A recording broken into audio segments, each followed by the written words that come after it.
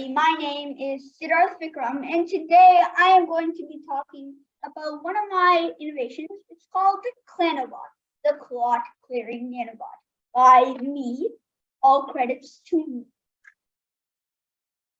So let's talk a bit about me before we continue. Okay, this thing is technical issues. Okay, so I am, first of all, 10 years old. And second of all, I am in 4th grade and I'm transferring to 5th grade. I live in Carlisle, Massachusetts, and I'm a multiple teleline presenter and co-host on GIFT. My interests include science, space, and I wonder what this last one is. I think it has something to do with me being here today. Innovation. So before I talk about my idea, I want to talk about the background of it for a few reasons. 1, to give you a bit of information. 2, to allow you to try to guess what my idea is and a bit about it before I actually do it. Do you see that man in the photo? He's my grandfather. A few years ago, he was admitted to the hospital, and my dad told me that he had a blockage in his artery and there was a plaque. And I was like, okay, what does that mean? So I did a bit of research, and I found out that he was affected by the dreadful atherosclerosis. And I hope I'm saying that right. I'm going to be calling it Athro because I'm going to be saying it so many times in the next class. So when I saw that happening, I thought there must be an easier solution to that. And when I found out that it is actually really dangerous and it could make you die if it's untreated for too long, I was rushing to figure out a solution. At the same time, I was thinking and researching about one type of nanobot that can drill through cancer cells and destroy them for a previous innovation idea. I wanted to implement nanotechnology to solve this problem too. I'll go into more detail in the coming slides. For now, I will be talking about atherosclerosis. So, in order to understand my idea, we must understand atherosclerosis. Atherosclerosis is a form of arteriosclerosis, which is equally hard to say. And when atherosclerosis happens when fat collects in the arteries, and one of the main fats are macrophages and cholesterol. It takes years to form, but it is actually quite dangerous because once the blockage gets to a big extent, the blood cannot pass. It's kind of like a blockage in a traffic jam. The cars pile up and make it bigger and bigger and bigger. Once it gets so big, it will lead to many severe symptoms. It can generally just lead to a stroke.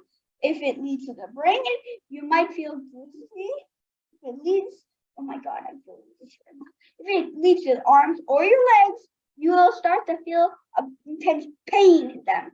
And if it leads to the kidneys, kidney failure. It often begins in youth. Oh wait, youth is kind of like my age. So aka youth is me. So if you have it, you're not the only thing growing. It starts to show itself at the age of 40 plus. Did you know that about half of the Americans that are ages 45 to 84 have it? So okay, let's just do a bit of math. AKA, that is 1 in 2 people.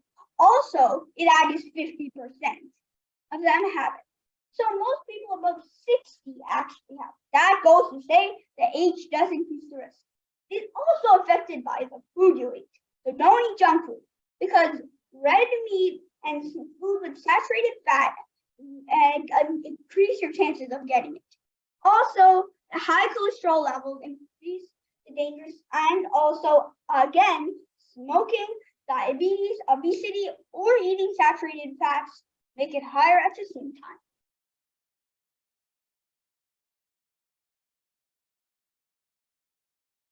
So here are some existing solutions for serious conditions. There are some amazing existing solutions to unlock the arteries that are affected by it. One of these types of surgery is called coronary bypass surgery.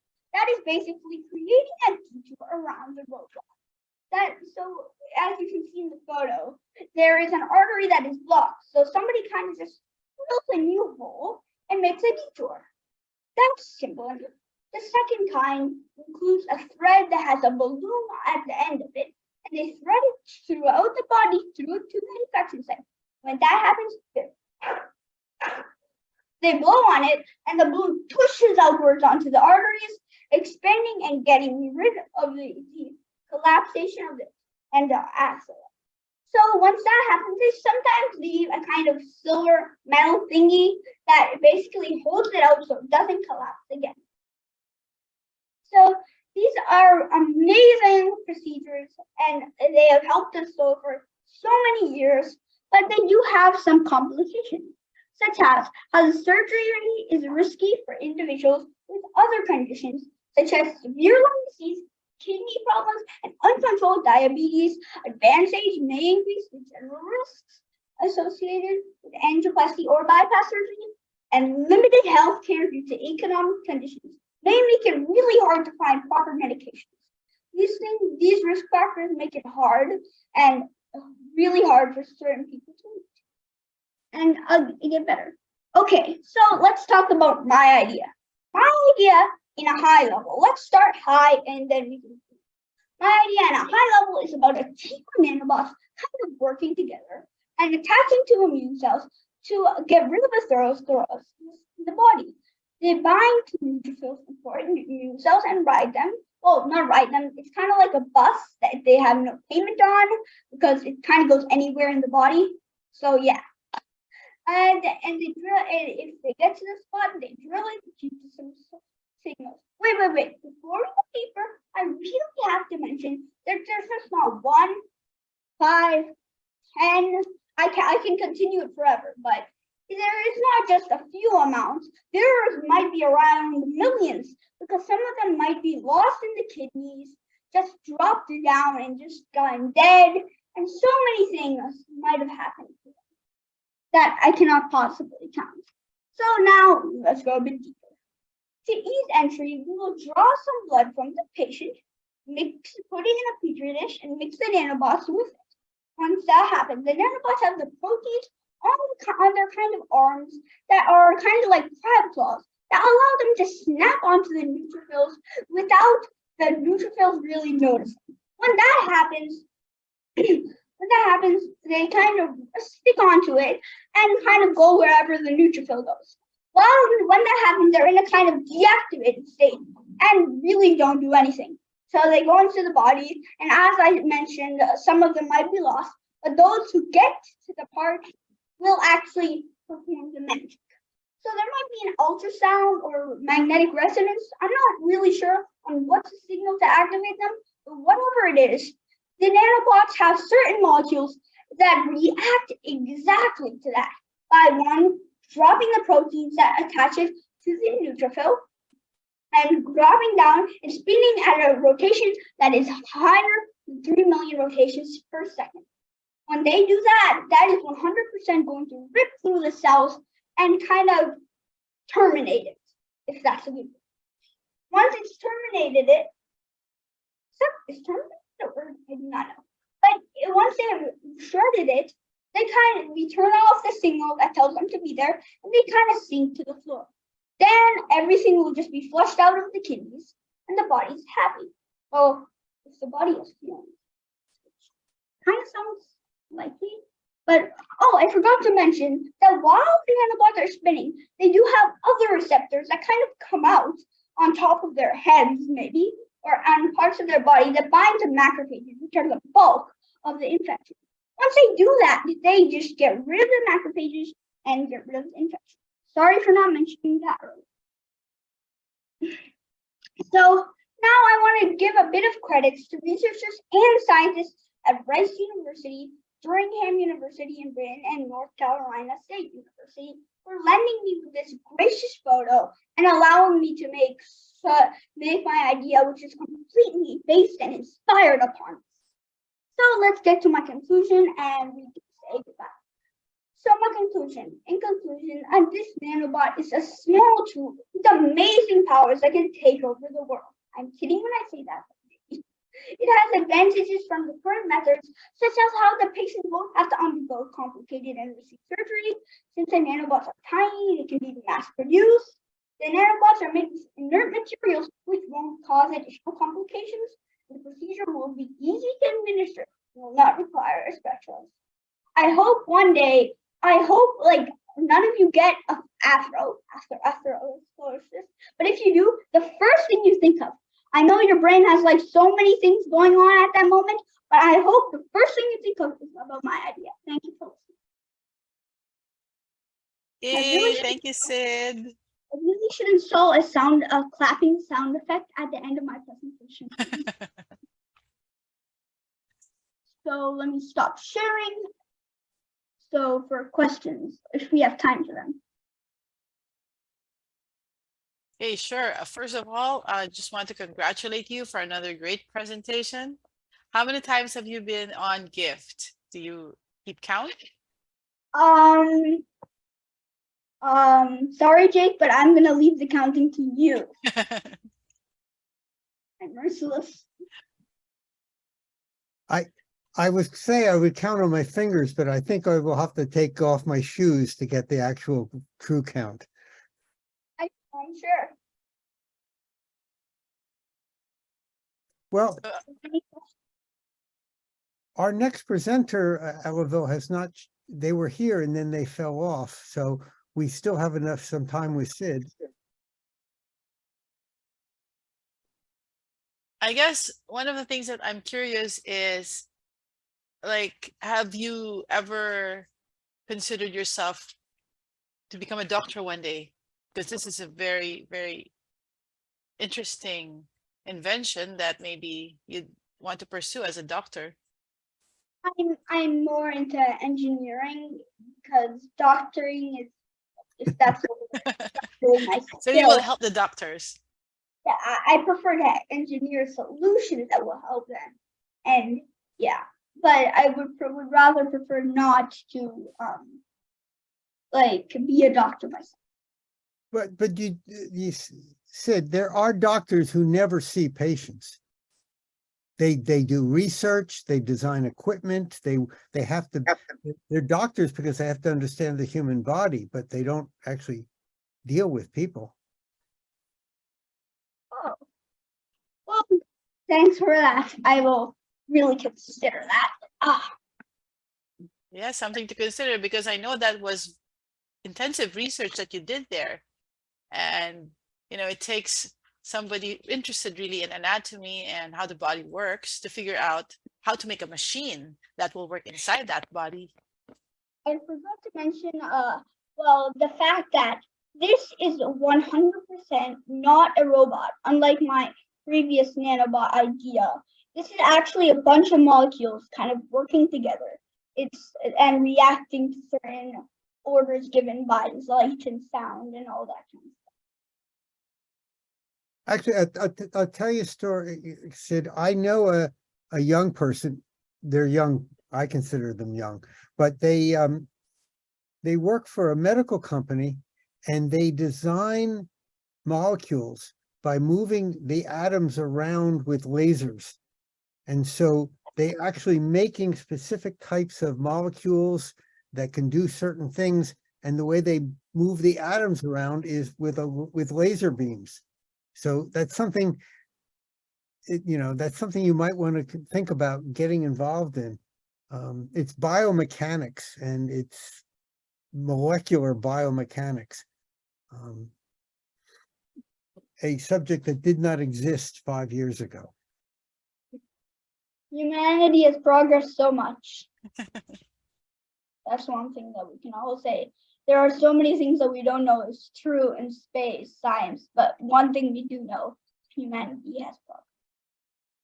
Well, we're depending on bright young people like you to come up with those new ideas. I half expected you to say that. Well, it's true. I'm sorry. I'm going to put the pressure on you. Okay. I'm going to send you a whole list of things I want you to fix, and this will be on the list. My vacation, Jake. Have mercy. Come on. It's the summer. You're not doing anything. Actually, now that I think of it. Great. Fascinating stuff. Maybe you'd like to spend your summer vacation teaching other kids how to do these things as well. Actually, what you should do, now seriously, it's too late for this summer, but you should start contacting hospitals and researchers who are doing this stuff and say to them, explain who you are and say, you'd like to just come and visit and see what they're doing. And, you know, maybe they'll take you on a tour, and that's how these things happen. This is a true story. And this is back, boy, I can't even tell you when this was. This was back in the, probably the early 70s, maybe even the 60s, the late 60s. The president of Hewlett Packard got a phone call from a 12-year-old boy who wanted to know if this president of Hewlett Packard could get him some parts. The boy was building something and he needed some parts for a frequency counter. And so he called up the president of the company. And the president of the company said, well, that's kind of interesting, and invited him to come and talk to him. And then later was very impressed with this young boy and gave this young boy a job at the company doing very silly work. He was working on the assembly line, but a job in the company doing stuff. Okay. That boy was Steve Jobs. And that's, the rest is history. So he just called up and said, you know, can you help me? And the guy said, yes. So anyway. That's a wonderful story. I'm excited who you will contact, Sid, and the story that we will hear afterwards. That's gonna happen sooner. And you're up near Boston, Massachusetts, right? Yeah. So there are a lot of companies and a lot of research centers there. And you just write them a letter and say, hi, can I come and talk to you? I'm just curious. And who knows what may happen.